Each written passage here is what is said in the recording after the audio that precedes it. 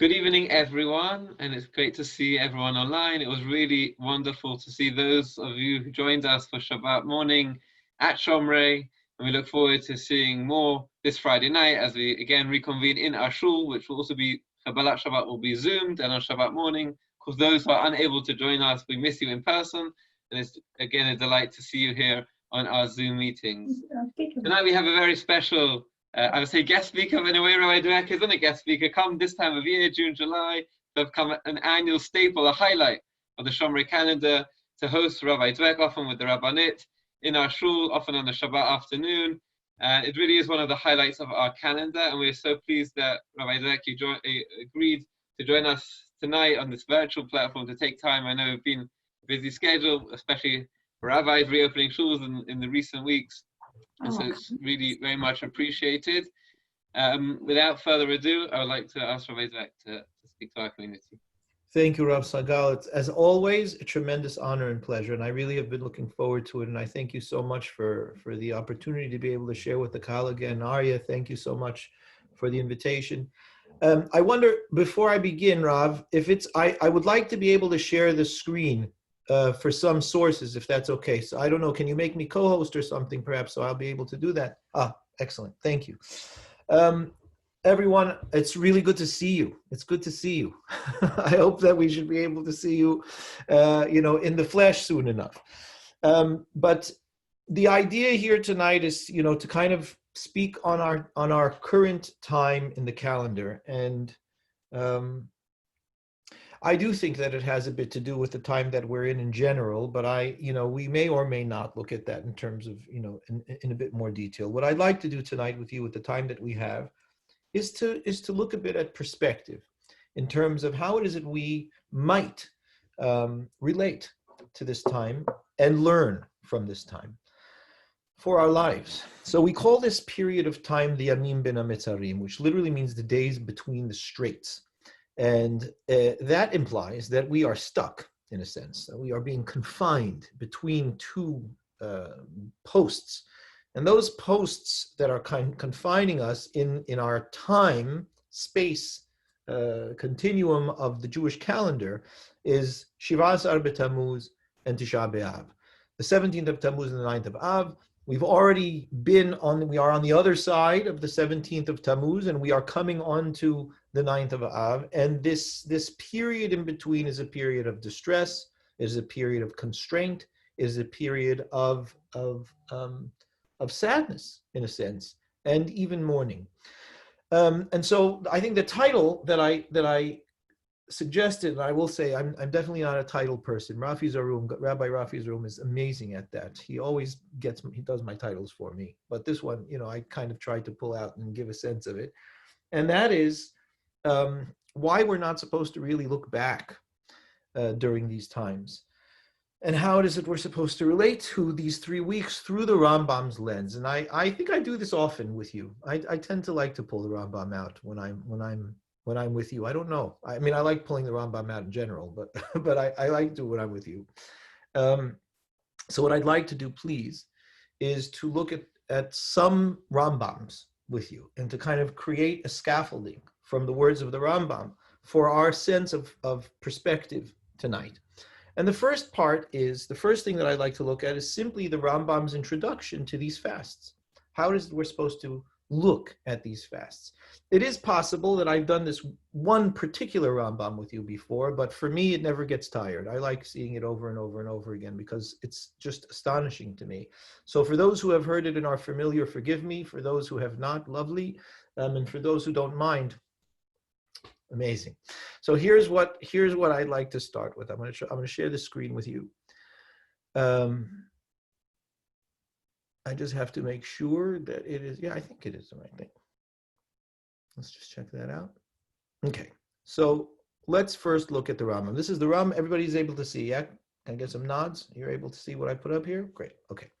So what we're looking at over here is the 5th chapter of Hilchot Ta'anit, of the laws of fasts, in the Rambam's Mishneh Torah. And he opens up and he says, Yesh Sham Yamim. Yesh Sham literally is translated as there are, right? Yesh Sham Yamim. There are days. Shekol Yisrael mita'anim bahem. that all of Israel fasts in these days. Mit'anim literally means they deprive themselves in these days. Mipnei hatzarot shir'u bahen. I'll point to where it is that I'm reading. Because of the hardships that occurred during these days. And the reason why Kol Yisrael mit'anim, the reason why all of Israel fasts in these days is kedei le'orer halevavot liftoach darkei tshuva. So the Rambam is giving the reason for the fast. There are other reasons that other Rishonim give for the fast. This is the Rambam's reason for the fast. He says it is to awaken our hearts. And the way that it does that, I'm bringing this in here. Rambam doesn't say this part explicitly, but essentially any time that Chazal want us to pay attention to something, they tell us not to eat. So sometimes it's an entire day's fast, sometimes it's a brief period, but if they say, listen, we want you to remember to daven mincha, don't eat before you daven mincha. You want to light Hanukkah, don't eat before you light Hanukkah. You got to check for chametz, don't eat before you check for it. You got to count the omer, don't eat before you count it. Anytime that they want you to remember something and say don't eat, because they know without a shadow of a doubt, if you are not eating, you're asking yourself why. And then you realize that there's a job to be done. This is an entire day of not eating. And what that means is twofold. It brings us two aspects. One, if I'm not eating for an entire day, then I am certainly asking myself why. And that's exactly what I'm supposed to be doing on this day, is wondering why it is that I'm not eating and what it is that I'm supposed to focus on. Because a day of fasting or a day of hardship for all intents and purposes, and we're going to see that this is not simply commemorative, there's issues to be addressed over here, it requires my attention. And so the way that I hold attention is that I say, don't indulge yet in eating, think. And in addition to that, there is an element of deprivation, because I realize that something is missing in my life. And I express that acutely and immediately, imminently with not eating. It reminds me always of a lack that I have inherently.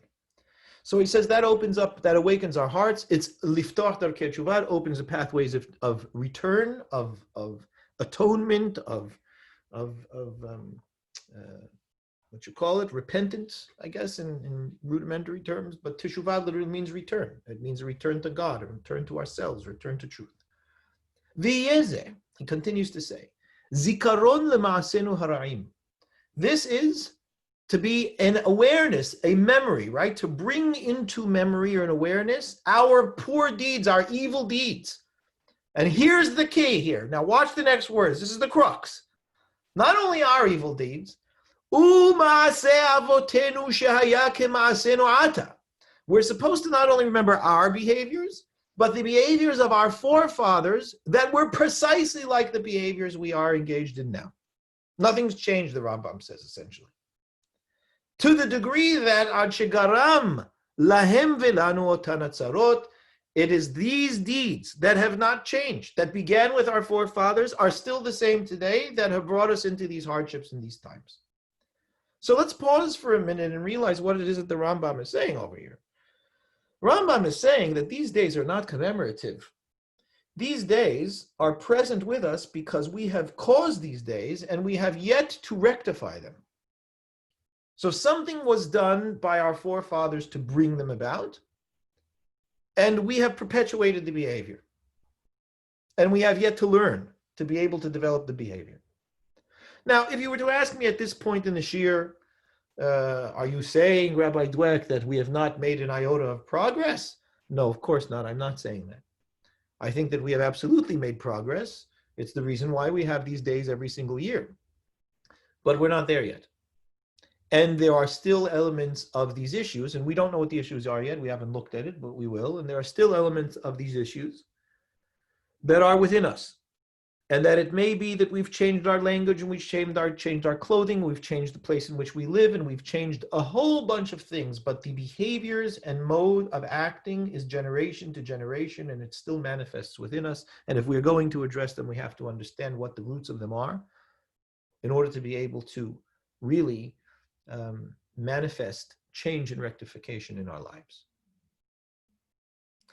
So that's heavy, because it's saying that just in this one halakha alone, it's telling me I cannot look back in order to be able to figure out how to fix this. Because as I look back, I find the same thing. So what I need to do is I have to think about the future, what was done in the past, and how I change that. And what I do in order to be able to learn that and develop it. Which is which is a bit counter to what we normally think. We usually think that the older days were the better days, and that if we were able to get back there somehow, things would be good. But as we all know, history runs, at least for us, in one direction, and we are not meant to go back.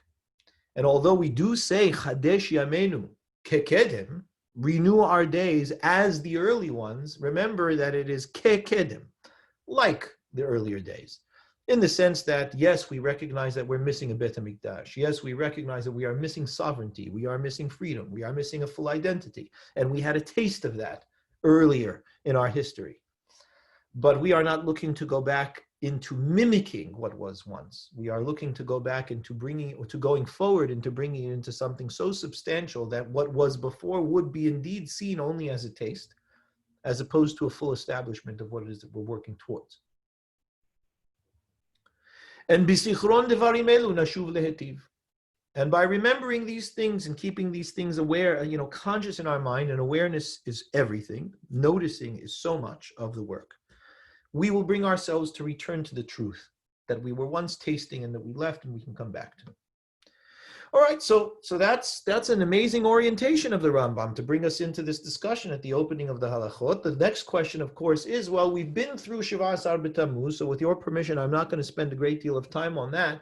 Although I will say here, forgive me for plugging it, but for those of you who have iPhones, I have an app with all of my shiurim that I've given over the last 20 years. And there is an entire section there on Moadim, and there are a ton of shiurim on there on the 9 days, and this is 3 weeks, and Shiva Asar B'Tammuz, which I do go through all of these things. It's simply called RJD. It's just my initials. So if you go to the App Store, you can find it. So much for the commercial break.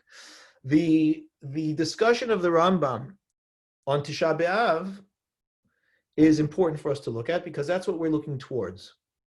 We are prepping now for Tisha B'Av. We are bearing down to deal with Tisha B'Av, a day that, if we're honest, most of us just kind of close our eyes and grit our teeth and get through. We don't kind of invite it and welcome it and prepare for its arrival. And I'm suggesting that perhaps we should try to do that a bit, because what we know about Tisha B'Av, first of all, is that it is a moed, like every other. It is an appointment in time with HaKadosh Baruch Hu for a particular purpose. It's so interesting that it is a moed to the point that we don't say tachanun on Tisha B'Av, because it's a moed. We say kinot, but we don't say tachanun. And we don't say tachanun because it's a time that HaKadosh Baruch Hu is meeting with us and spending this time with us. Although it's not a time in which he's spending with us to look at freedom, which is what Pesach is. And it's not a time in where he's sitting with us to look at happiness, which is what Sukkot is. Not a time in where we're celebrating Torah, which is what Shavuot is. Not a time in where we're questioning the nature of judgment and meaning and value, which is what Rosh Hashanah is, and so on. You get my drift. It's a day of mourning. It's a day in where HaKadosh Baruch Hu is with us, sitting on the floor with us, mourning with us over what we do not have.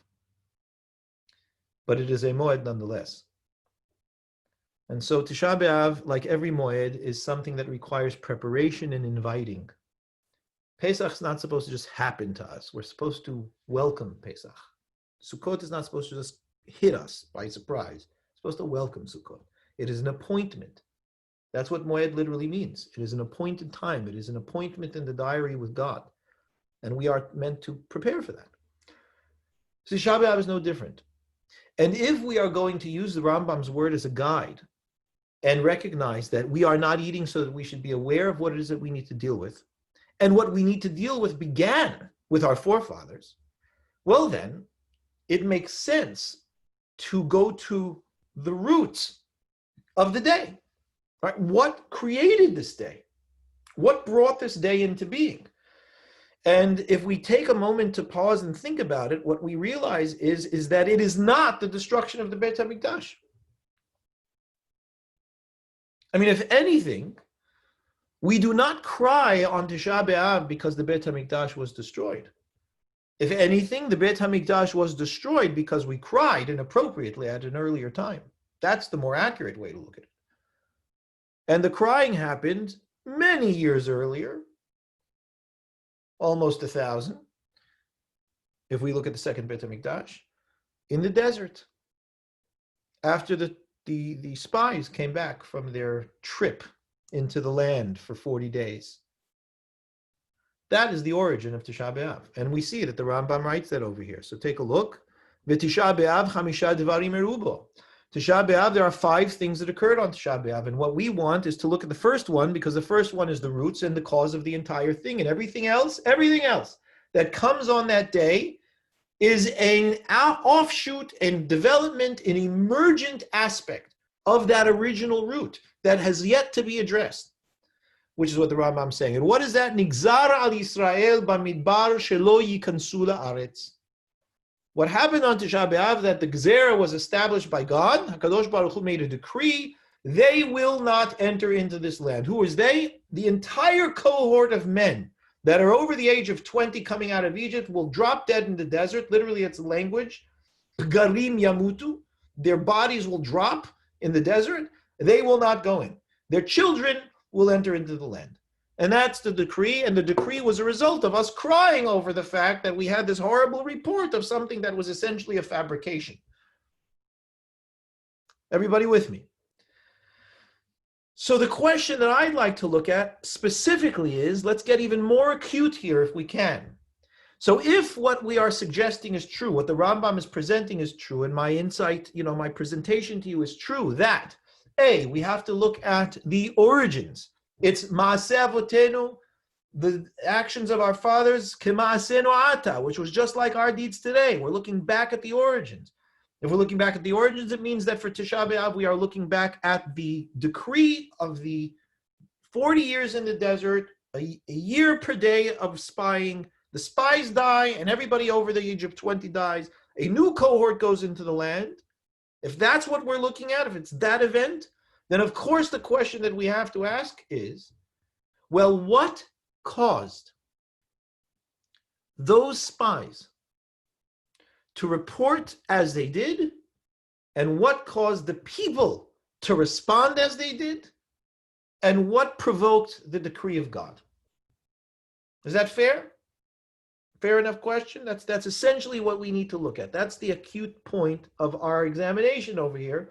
If we are going to spend Tisha B'Av as the Rambam says we should, which essentially is to le'orer halvavot v'liftoach darkei teshuvah, to awaken our hearts and to look at the pathways of teshuvah, we need to understand the answer to the question that I just posed. What caused that event? Now, I am not so presumptuous to suggest that what I give you over here is the only catalyst for the event, is the only reason for the event, but I am confident as one can be, that what I will present to you and what I will share with you is a central aspect, perhaps not the central aspect, but certainly a central aspect to the cause of the entire episode. And I'm going to show you that in the Psukim. So let's have a look at the Psukim, shall we? Let's take a look. So we're looking in the book of Bamidbar, 13th Perek. This is Parashat Shlach Lecha. And the spies have been 40 days and 40 nights in the land, spying it out. And they come home. They come back, right, over the Yarden. If you can, bear with me. Let's read a little bit because I think it's important to be able to see these things inside. So they come back to Moshe and Aaron by Saprulo Vayomru, and they say to them, they tell them, Banu el haaretz asher shalachtam. So we went to the land that you had sent us to. Gam zavat chalav udvashi v'zeh periyah. And, just like you say, it is a land flowing with milk and honey, so much so we brought back some produce to show you just how fruitful this land is. Here's the fruit, zeh periyah. And then they cut the entire thing down, and they literally use one word to do it. They say, Ephes. Everything we just told you about the land and its fruit and it's flowing with milk and honey, all of that amounts to 0. It is absolutely meaningless. Why? Ki'az ha'am. Because the nation is too powerful. Hayoshev ba'aretz, that sits in that land. So I'm going to ask you, when they say that the nation is too powerful, what is the emotion that is running in these spies when they think about having to go to war with these people? You can't answer me, can you? Can you write it in the chat? I need some feedback over here. Yeah? Fear. Fear. Thank you. Fear. No question about it. So it's very clear that they are running on fear over here. And we know what it's like when we run on fear. We are not thinking in terms of our full selves. We are not thinking in terms of freedom. We are certainly not courageous and brave. Courage meaning that we act with our whole heart. We are not in a position to trust when we are fearful, certainly not God nor other people. But most importantly, we think very little of ourselves when we fear. So fear is running over here, but it gets worse. Because if it was fear alone, you give them a pep talk. But it's not just fear. It is so blatant what goes on over here that it is absolutely staggering. So very clear that they are speaking from a place of fear over here. And they continue. The cities are fortified. They're massive. They're exceedingly strong. We saw giants there. Amalek Amalek is in the south. In the mountains, you've got all of those guys. Haknani Yoshev Alayam by the sea and the Yarden. They're surrounding us. They're just massive, vicious, dangerous people. We're scared to death. Now there's one brave person who has a whole heart, who has courage, who speaks, and that's Kalev. And by the way, what does Kalev mean? What is that name? Kalev is Kolev, which incidentally, Lehavdilev Havdalot, is the reason why dogs are called Kelev in Hebrew, because the loyalty of a dog is unmatched in the animal kingdom. A dog acts Kolev, with the entire heart, completely devoted. Lehavdilev Havdalot, to separate, of course, between Kelev and Kalev. Kalev, nonetheless, is Kalev. He is a man of whole heart, which means he is a man of courage. The word kur is heart in Latin, corazon. He is a man of full courage. And he tries to quiet the nation down because he's not afraid. He says, we will go up. We will inherit it as it is rightfully ours. Because we can totally take them. There's nothing stopping us from taking them. We are totally able to do this. All the people that went with him, though, said, no, we are unable to. They're too strong. The fear was running off the charts. Now, I want to show you the other aspect of it. Because like I said, it's not just fear that we're dealing with over here. We're dealing with something much more pernicious and much more detrimental. What we're dealing with here is shame. Beyond the fear. It's one thing to be afraid of a situation. It's another thing to think that you are valueless, not worthy of actually being who you are. It's a huge difference. It's one thing to think that you are incapable of things and therefore afraid. It's another thing to think that you are not worthy of things, which is essentially what shame means.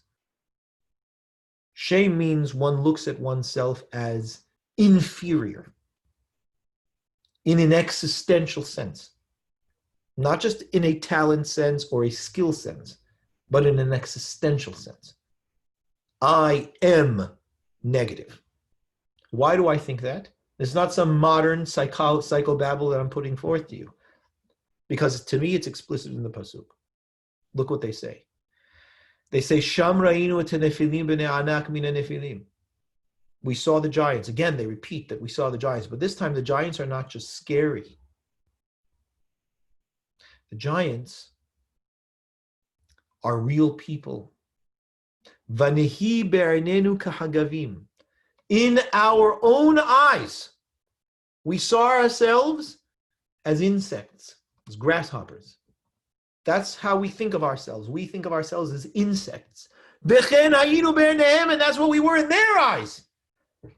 So not only do I think of myself as profoundly existentially inferior, but I project that self-image onto them who are looking at me. Now, the astonishing thing is that what we know is that it was quite the opposite. We learned this later on in the book of Yoshua. 40 years later, not now, this is 40 years earlier, 40 years, 4 decades later, after this episode, they go to Rachav, right? Yoshua sends 2 spies into Rachav. Rachav, she has the house of ill repute that she runs. Everybody runs through the house, so all the news comes through that house. And she says to them, I am telling you that this entire country is scared to death of all of you, because they heard what you did to Egypt and what happened with the splitting of the sea 4 decades earlier. So there's no question that we know that this is false. That the real reality is that they are shaking in their boots in Canaan over the intrusion of Bnei Israel, just as Balak ben Zippor was when they came around to him through Moab, just like Sichon and Og was, just like the Edom was. They brought an entire army out to meet them at the border when they just wanted a glass of water. So what's happening over here is profound. What's happening over here is a slave mentality of profound inferiority. And it is not just fear. If it was just fear, that would be one thing. It is deep shame that they are not worthy, and that they are for all intents and purposes insects. I want to pause on that for a minute because I want to understand together. I'm going to stop the screen share for a second. We'll come back. I want to because I want to see you. I want to understand together what this means. What I'm suggesting here, and again, I'm not saying this is my suggestion, it's in the Rishonim. I'm just kind of putting things together. What I'm suggesting here is that the roots of Tisha B'Av are personal shame. What I am suggesting is that the source of one of the most calamitous days of our history finds its roots in the fact that we could not accept the beauty of our existence, the greatness of our being, the fullness of what it is that God created us to be. And ladies and gentlemen, my dear friends, isn't it true that that is the source of all of our calamity? I mean, isn't it true that even when we're having a good day, that we walk taller, that we feel better, that we hold ourselves in value? I'm really not being cute over here. I really mean this very seriously. I'm telling you, this is in the roots of our Torah 3,000 years ago. These are not newfangled psychological ideas.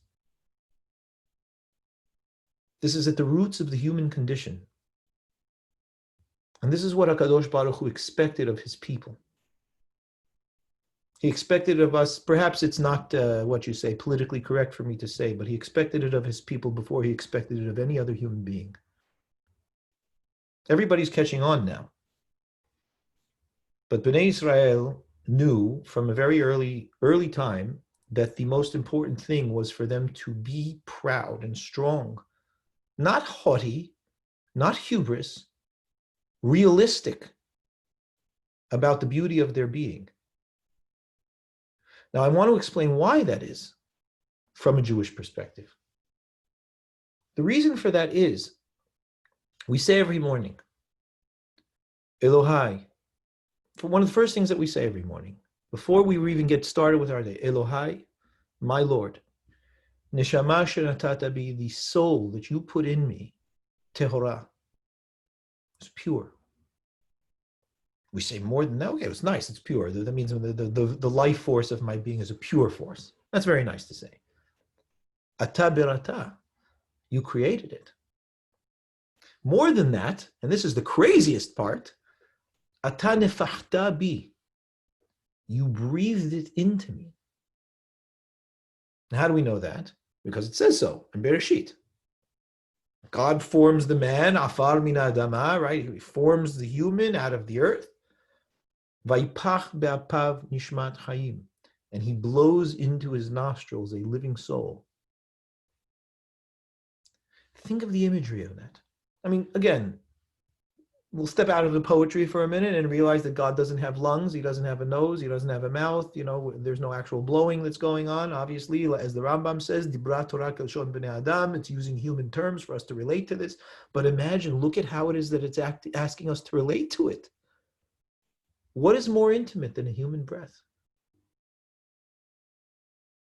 And it's telling me that God's breath is the source of my life? You get more intimate than that? Is anything higher than God's breath? And I'm being told that the force of my very being is the breath of God.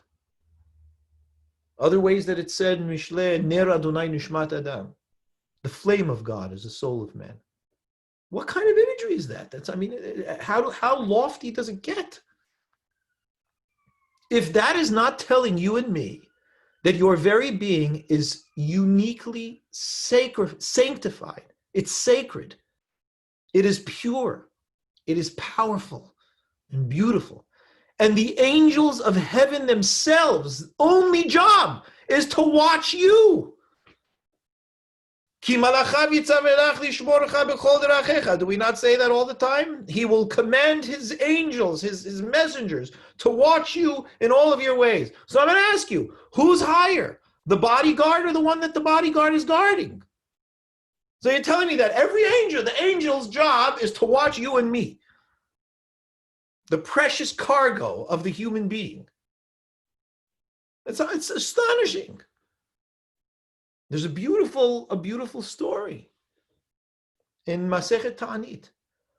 Says Rabbi Elazar. It's a bit of a strange story, but everybody has a lapse. Rabbi Elazar had just been learning with his Rebbe. He was on cloud 9. The Gemara says that his mind was in the heavens. He was riding along and his mind was in the heavens, and he was so elated and uplifted by learning with his Rebbe. And as he's riding along, he sees a man that's walking next to him who was not a particularly good-looking man. Gemara says he was actually quite ugly. And in his loftiness, Rabbi Elazar turns to him in a very academic way and says, "My goodness, you are ugly. Are all of the people from your village as ugly as you?"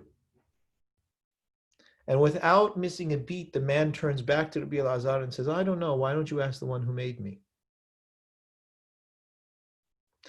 And Rabbi Elazar snapped out of it and realized he made a mistake, and that what he said to this man was blasphemous. And he got off of the horse, and he bowed down to this man and begged his forgiveness. The story carries on. I'm not going to finish it, because the important part is what I just told you for our purposes.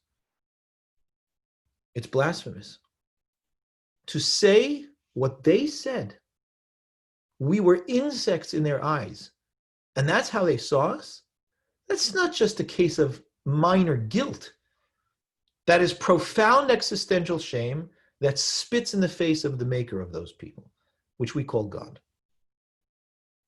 And I'm telling you, and you have to look at the Psukim, God didn't take it very well. Not at all, actually. He was deeply insulted. It wasn't that he was being petty, God forbid, it's God after all. It was quite the contrary.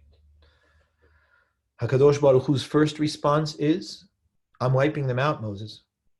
Let them be meaningless if that's what they think. After everything that I've brought, I took them out on the wings of eagles. I stood personally between them and Paro. I carried them through everything. And this is what they say to me. This is how they value themselves. I won't have it." So Moses, he pleads with God for the people, and it's a very unique plea, which we're, again, not going to get into tonight, but it's very specific. And he gets God to agree. Kaviyachol, so to speak, he negotiates this. And then HaKadosh Baruch Hu says to Moshe, he goes, "Look, I'll do what you say. Salachti kidvarecha. But I am no pushover, Moses." He says, "Ulam hai ani." Moses, I live. I'm not a concept. I am the living God. and my word is real, and my being is real, and what I make is real. And for them to say about what I created, this beautiful being that I created, this human, this people, these people that I made, that I not only made, but I'm bringing them into sovereignty and freedom, that they should say that they are grasshoppers and that they are incapable of doing whatever it is that I created them to do, I will not be treated as such, Moses. Because if I allow for myself to be treated that way, then where is the value in the world? If I, as God, cannot establish a value system in my world based on what I deem to be beautiful and precious and what I do not, well, then where is the value system? That I cannot allow, Moses. They will walk through that desert a year for every day that they spent there spying. If that's what it needs, it takes them 40 years to learn the lesson, then let it take them 40 years to learn the lesson. But I will not allow this to simply be pushed away. Because if I do, it means that all value is out the window. I created them.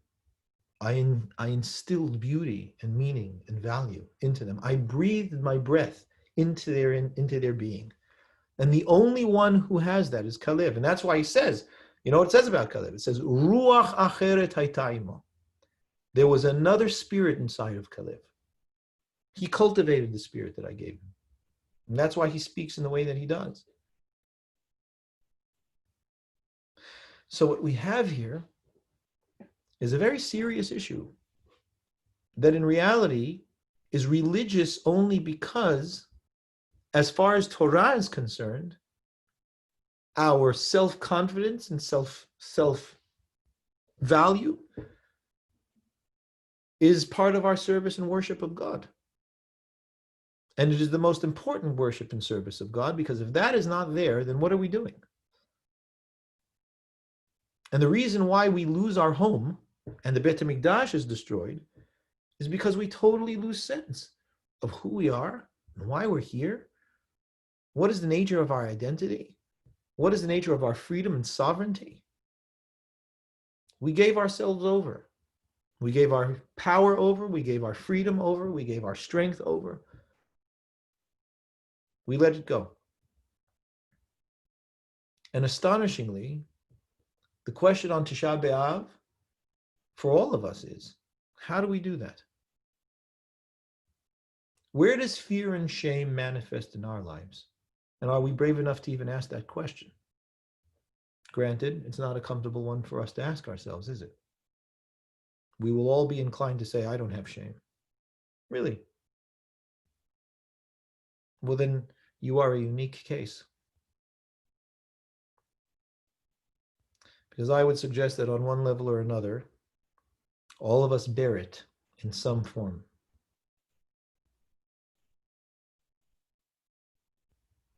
Unless you are cultivating yourself and thinking in your own mind in terms of the manner that I described, that you know yourself to be proud and strong in all of your areas, and that you are not concerned or fearful about being who you are in total. And I mean all aspects of yourself and life. And I don't just mean religiously. I mean humanly. I mean every aspect of yourself, the dark and light, the facets of your identity, what you've only discovered by living the years of your life that's come out. And what aspects of yourself have you buried in your childhood or in your adolescence and not allowed out until you were in your 40s, 50s, 60s, maybe not even then? Uncomfortable questions? I apologize. But I ask you them nonetheless. Because they are there and they are real, and God did not create homogeneous, one-dimensional entities in human beings. He created multifaceted, illustrious, beautiful, intricate beings in human beings.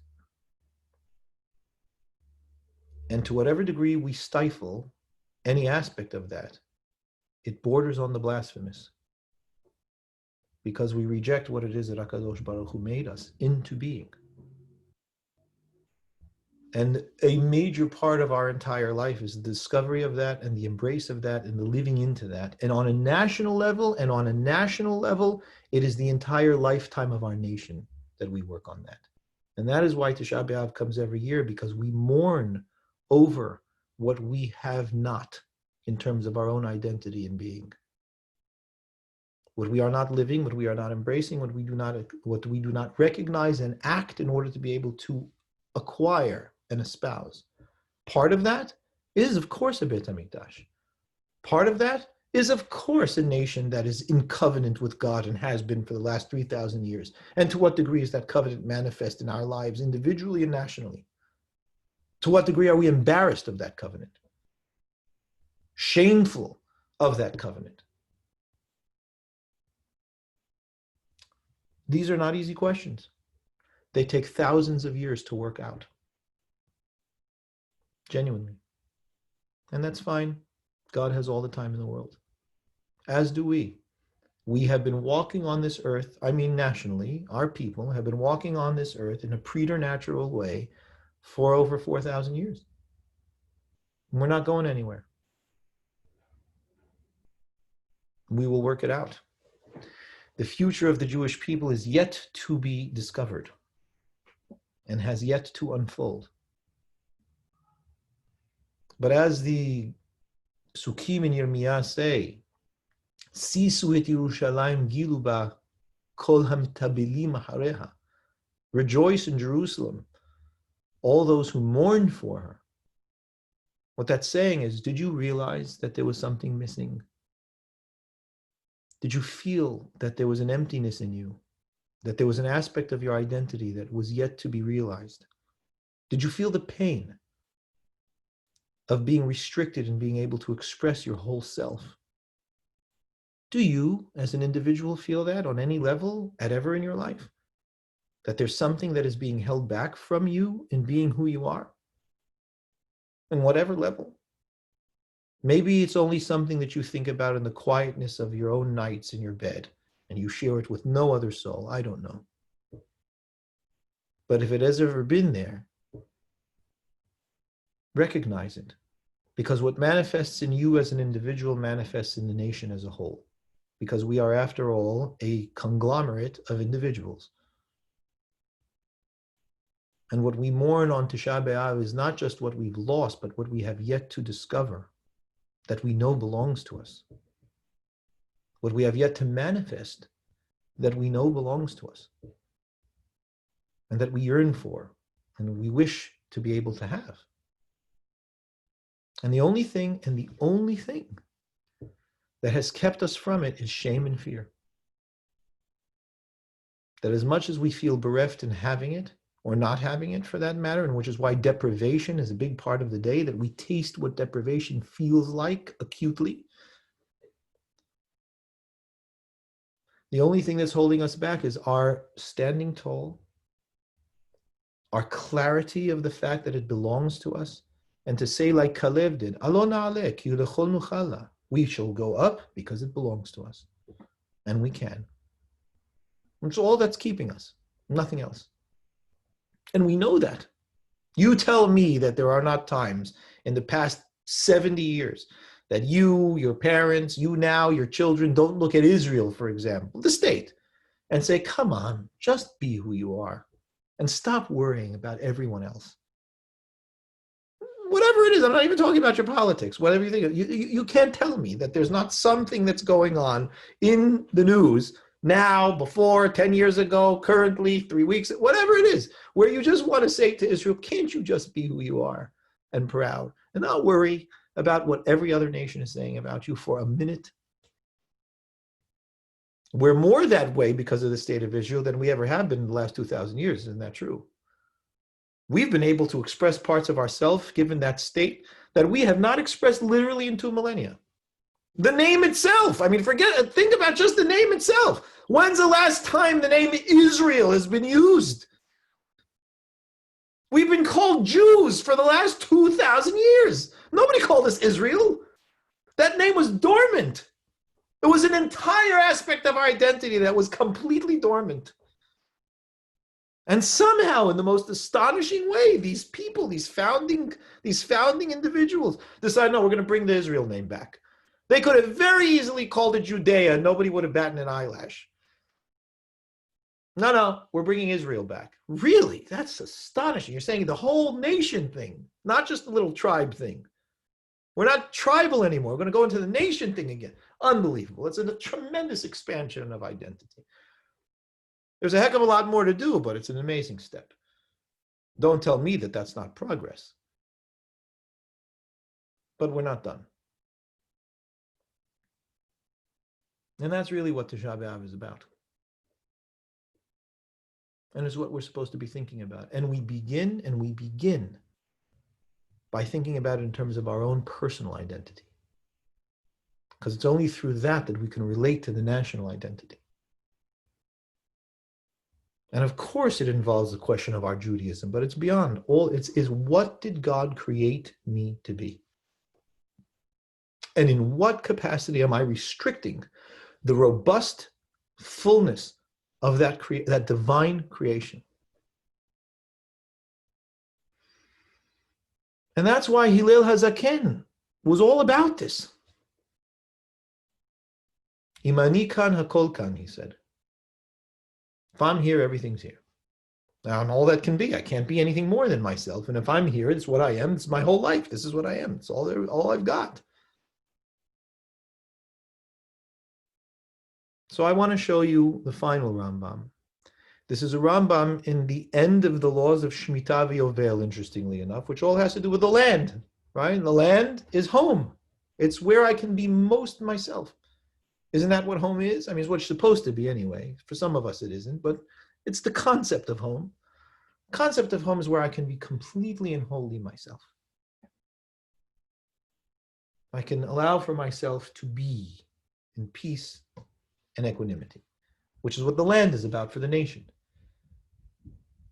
And so at the end of the laws of Shemitah and Yovel, which are the laws of the land and its sabbaticals and how it needs to be cared for and so on, the Rambam says this, talks about the tribe of Levi. And he says the tribe of Levi gets the tithes from the people because the tribe of Levi are essentially the trustees of the nation. They hold the nation's identity in trust. And so therefore they don't go out to war and they don't live on the countryside. They have to live in cities. They watch over the repository of the culture and the thought and so on and so forth of the people. And so we pay them tithes in order to be able to have them do that. And then the Rambam says this crazy thing. Unbelievable. Watch this. It says this.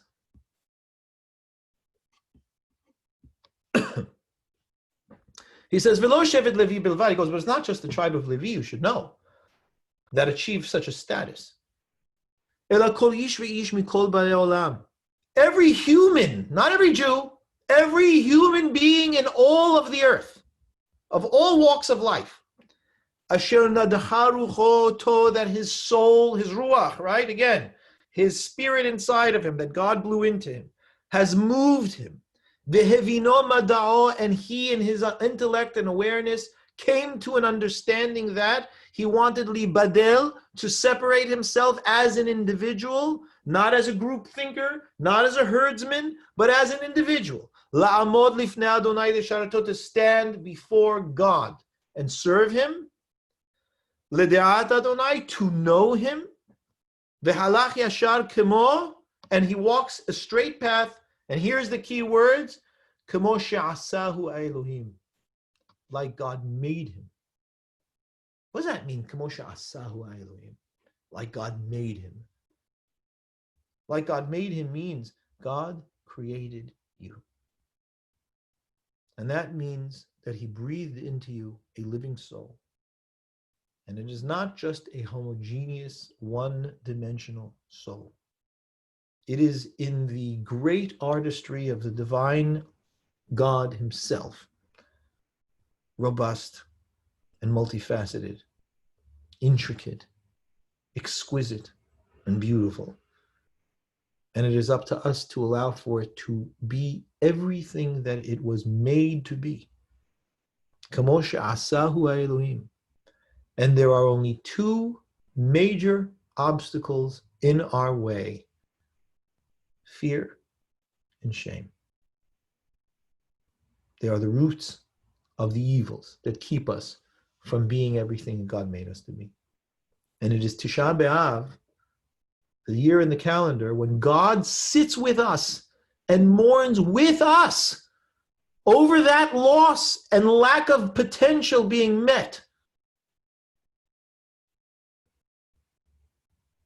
And it is on that day of awareness that we come to realize, you know something? I'm really missing aspects of myself.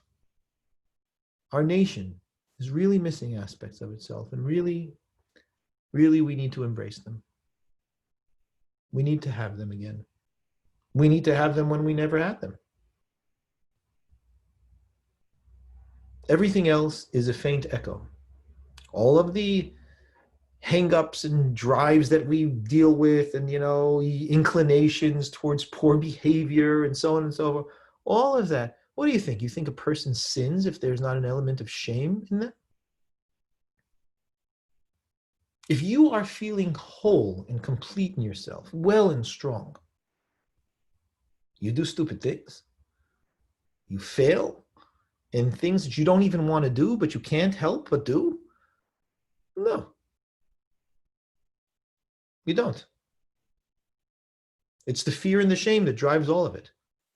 I mean, everybody makes a mistake now and then. That's not what we're talking about. We're talking about the fact that people transgress things all the time. And I'm not only talking about the religious transgression, although they are included. I'm talking about the things that we do not want to do, but we do anyway. And all of us have them, if we are honest with ourselves. And that's because something is needing in us. We need to meet something, and we choose these artificial ersatz aspects of life to fit them and fill them that are easy to get, but never fill. Never quite do it for us. And that's the essence of sin. And when we are whole and strong and filled with life, we don't have time for those. We don't even think of those. We just have our clarity of purpose. It's what's called teshuvah. And we do what is best for ourselves in the truest sense in what it is that we know about ourselves at the time. And you know that to be true.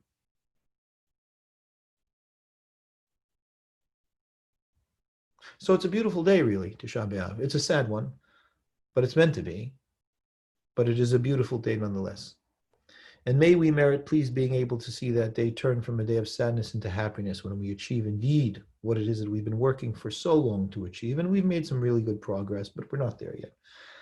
May it be a day of blessing for us. And I wish you all in its time, a good and easy and yet meaningful fast, and that we should all be able to stand together and rejoice in the full achievement of our nation, and ourselves for that matter, in the crowning of Yerushalayim and the heights of the people of Israel. And that's it for me. Thank you so much for your time and for your patience, although you didn't really have much opportunity to watch. You were captive on. But I thank you very much. It's always a joy and pleasure to be able to share with you. Thank you so much, Rabbi Dweck, for the really insightful Divrei Torah and obviously powerful words as well. An honor. An honor. Rabbi Dweck, can I just check something? Are you, first of all, I really enjoyed, but are you open to taking questions at this moment? Sure. I've got about 5 minutes, so I'm happy to do that. Okay, I have a question which I was going to ask, but I for fear of hogging, if someone else has a question, they should go first. So I'm bracing myself for yours, are you? It's not. I'm sure it's not as good as anyone else. Sydney, I can see you've taken yourself off mute. Were you planning on asking a question? I was only going to thank Rabbi Dweck for a most interesting talk. Thank you, Sydney. An honor and pleasure. Thank you for sharing. Does anyone want to ask a question first? In which case, then maybe I'll ask if no one else has taken themselves off mute.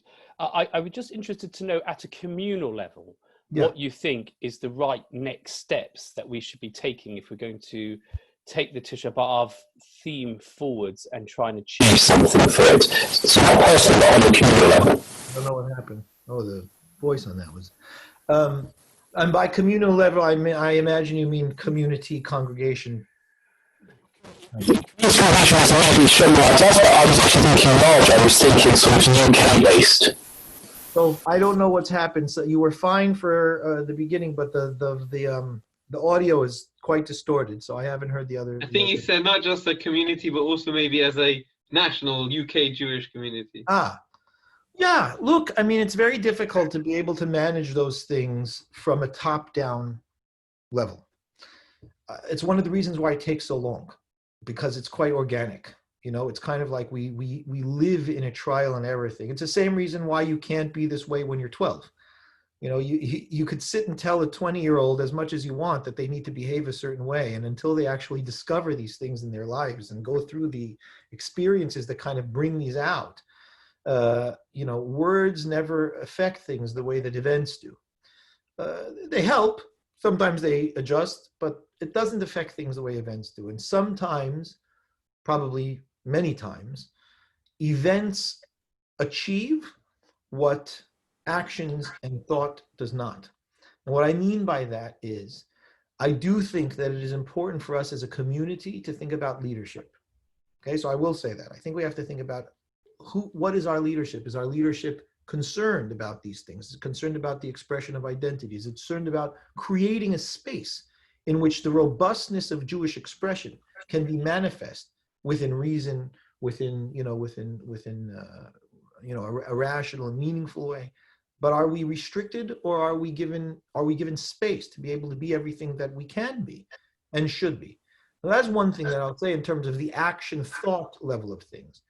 But ultimately, and those are things that people have to think about whenever it is that they're choosing leadership or engaged in developing leadership. It's one major aspect. Will the leadership care for the full expression and robust manifestation of the congregation, of the community, of Jewry in its place in life? Is it supported? Is it taught? Is it cultivated? Is there tolerance for these kinds of things? Is there teaching? Is there feeding into the needs of growth and development? You know, all of those things have to be looked at. And I apologize that I'm speaking somewhat in broad terms, but you're asking a broad question, so I give it in broad terms. But besides that, I will say that one should not forget that so much of development occurs in organic ways. Right? In other words, it is in the actual realizing that we've been running for 20 years without this. And you know something? Our kids are finally saying, you know something, we need this. But it's enough already. We can't run this way anymore. And we're seeing that happen in society on whatever levels. Now, and it's true that there are aspects of that that are a bit crazy, you know, because once people realize that they've been confined in whatever way for a very long time, it becomes very extreme and exaggerated, the response, but the pendulum finds its equanimity. And so those are things that HaKadosh, it's beautiful because HaKadosh Baruch Hu genuinely has all the time in the world, and he will not rush it. And that's what it means in, you know, the book of Shir HaShirim. Pasuk that comes over and over again in the book of Shir HaShirim, of this love, right, between God and the people. If you awaken the love until its right time, it never works. It requires growth and patience, discovery and understanding. And that happens in so many areas, right? You can teach and teach and teach, but until a person brings the thoughts from mind into heart, or a community brings thoughts from mind into heart, sometimes it just takes events and the passing of time and experience in order for that to actually manifest. So with a combination of two, I would say, but the leadership is important. Leadership that has a sense of this, tolerance of this, a sensitivity to provide that is very, very important. Has anyone else got a question they would like to ask? I think we've got maybe 1 minute left. So thank you very much, Rabbi Dweck. Thank you, Johnny. I appreciate it. Both. Really very much enjoyed. I'm in contact. Jack has messaged me. I'm in contact with him. We're hoping to resume, but please God, when we can see each other in person. Can I ask you? Yeah. The rest of the Meraglim, other than Kalev. Yeah. Perhaps their sin wasn't what they were feeling. It wasn't necessarily the fear that was the sin that they were feeling. It was the way they vocalized it. Absolutely right. Is that the message? Absolutely right. And it's that we're not guilty of feeling fear or shame. It's a question of what do we do in that space. And it's interesting because they were told very clearly not to go to the people. They were told to come to Moshe. And what they do is they go to the people to try and create this groupthink mob mentality around it. So yes, I would say absolutely what you're saying is true. The major transgression was not the feeling, it was how they dealt with it. And it came from a great deal of hubris. I mean, obviously, it overcompensates for the feelings of fear and shame, but yes. Yeah. So it teaches us when we do feel such things to pause, give some breathing time and space. Yeah. Thank you. An honor. All right. Thank you so much, Rabbi Dweck, and thank you everyone for joining us. And we look forward to coming together again on future shiurim and future Zoom events. Please God. Thank you, Rav, and thank you, everyone. Thank you so much. Be well and healthy and strong. Thank you very much indeed. Thanks.